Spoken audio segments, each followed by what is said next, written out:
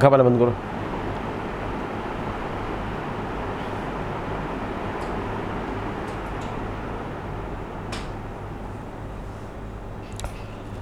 Dear students, I shall discuss in this lecture meaning of unpaid seller and in brief what are the rights of unpaid seller and rights of the buyer.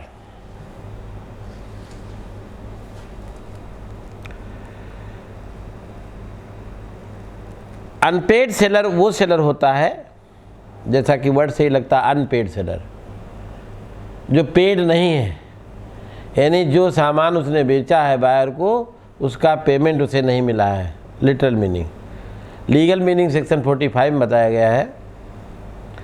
The seller of the goods deemed to be an unpaid seller within the meaning of this act. Number 1. When the whole of the price has not been paid or tendered. Second, when a bill of exchange or other negotiable instrument has been received as conditional payment and the condition on which it was received has been not fulfilled by reason of the dishonor of the instrument or otherwise.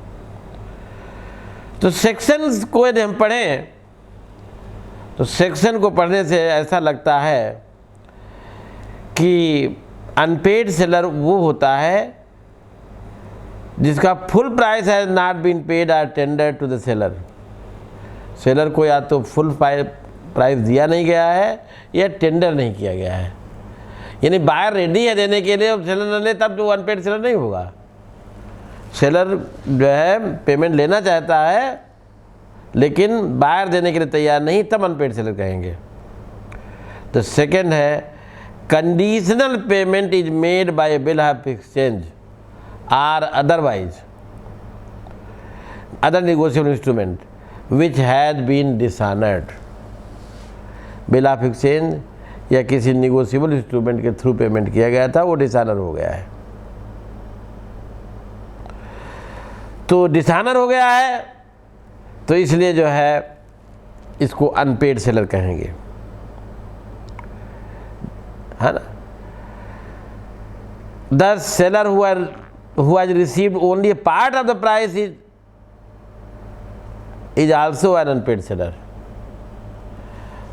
पूरा payment मिलना चाहिए, part मिला है तो वो भी जो है अनपेड सेलर ही होगा।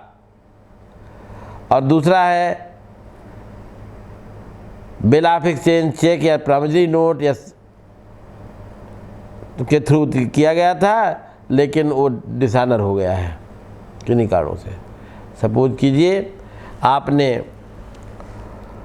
10 लाख रुपए का सामान खरीदा और चेक दे दी 10 लाख की, दे दिया चेक आपने सेलर को, लेकिन वो चेक डिसऑनर हो जाती है तो जिसने बेचा था आपको वो अनपेड सेलर कहलाएगा। इसी तरीके से सपोज कीजिए 10 लाख का सामान आपने खरीदा था, 5 लाख का जो है दे दिया था, कैश पेमेंट कर दिया था, 5 लाख अभी बकाया है।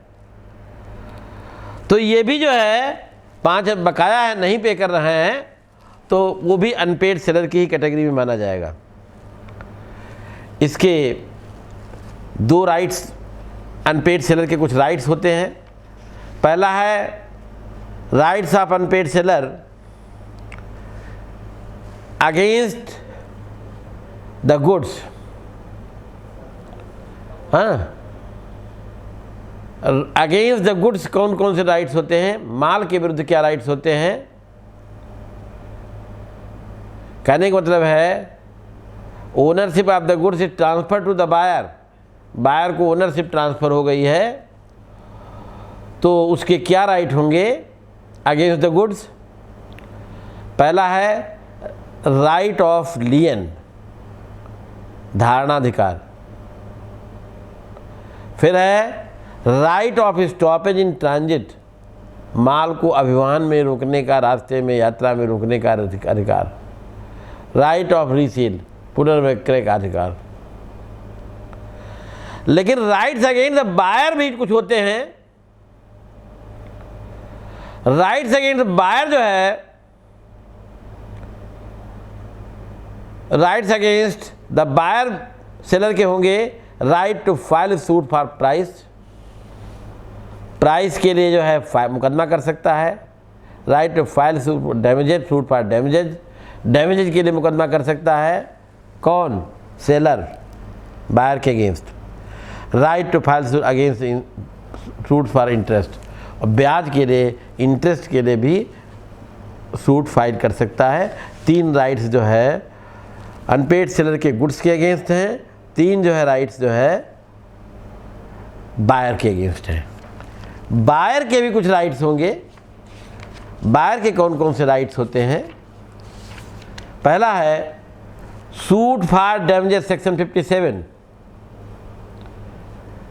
ये कब होता है? जब बायर जो है डिलीवरी ऑफ गुड्स की जो है लेने के लिए रेडी और विलिंग हो, एक्सेप्ट करने के लिए, seller wrongfully refused to neglect them, तो बायर में sue upon the seller to claim damages for non delivery of the goods।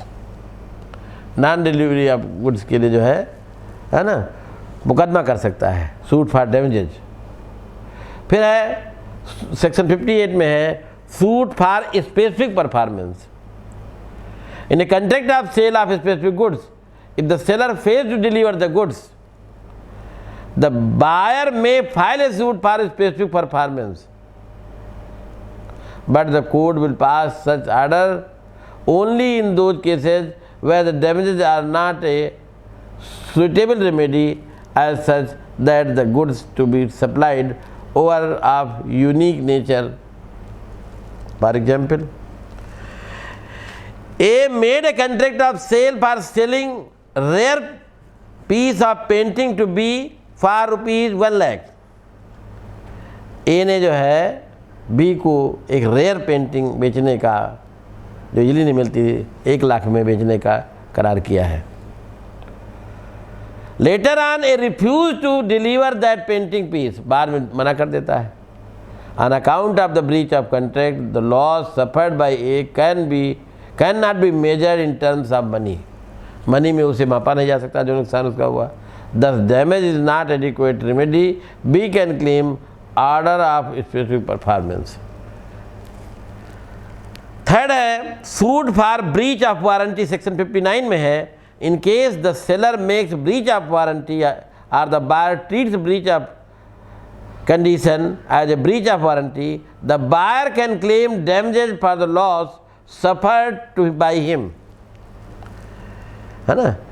यदि सेलर जो है वारंटी को ब्रीच करता है या बायर जो है कंडीशन को ब्रीच किया हुआ न मान करके वारंटी को ब्रीच मानता है, the buyer can claim damages for the loss suffered, तो जो नुकसान हुआ उसके लिए डैमेजेज वो क्लेम कर सकता है। नेक्स्ट है रिप्यूडिएशन ऑफ कॉन्ट्रैक्ट, सेक्शन 60 है। Where the seller repudiate the contract before the date of delivery, तो ऐसे केस में क्या होगा?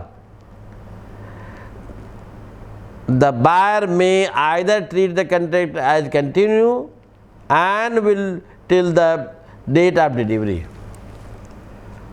or he may treat the contract as rescinded and proceed against the seller for the damages। And last में है suit for recovery of the price with interest, section 61 में है। In case the buyer has paid the price to the seller on due date, the seller fails to deliver the goods, due date पर जो है seller माल deliver नहीं करता है, the buyer has right to file suit for recovery of the price along with interest on the amount price. तो ऐसी स्थिति में वो माल के मूल्य के लिए तो कर ही सकता है, रिकवरी के लिए भी जो है प्राइस के लिए भी कर सकता है सूट। तो ये कुछ 5 तरीके के राइट्स बायर को मिले हुए हैं सेलर के against. Thank you very much.